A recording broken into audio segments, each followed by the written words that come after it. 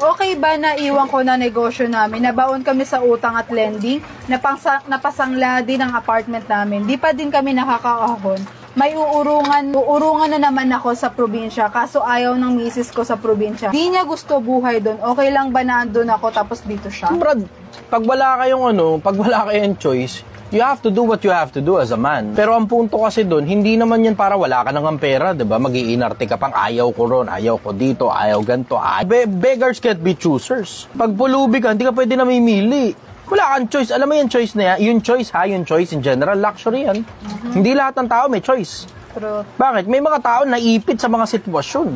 Pagka ganyan nagkakaipitan na kayo at kailangan nyo talagang umuwi sa probinsya, umuwi kayo ng probinsya, wag nang maarte. Ayaw niya dun. Bakit? Siya ba gumagawa ng pera? Tapos ngayon, ano mangyayari? Maghihiwalay kayo. O ngayon, ano ngayon ang assurance na pagbalik mo rito sa Metro Manila, kayo pa rin? O pag uwi niya, pag nakapag-desisyon na siyang bumalik ng probinsya, kayo pa rin?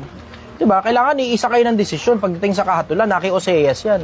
Kapag ka mag-asawa, dapat parehas kayo ng desisyon. You should arrive to a favorable conclusion, favorable for the both of you. Parehas kayong mag-a-adjust dyan. Parehas kayong mag-a-adjust. Pero hindi ba pwedeng arte pa, wala nang pera, ang arte mo pa? Maniwala ka sa akin, babae ka, tapos asawa kita, artehan mo ako ng ganyan. Palad ka rin kita papuntang probinsya, maniwala ka sa akin. Diretsahan lang. Di pwedeng arte-arte ka sa akin, kaya nga tignan mo, ayoko pang mag-asawa. Diba?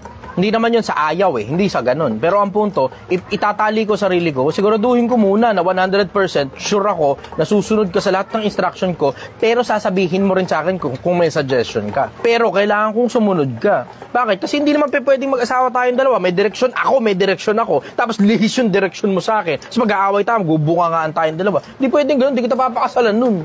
Diba? Ganun kasimple punto. Hindi pa pwedeng lihis ka sa akin. Bakit? Ako lalaki, trabaho ko magbigay ng direksyon.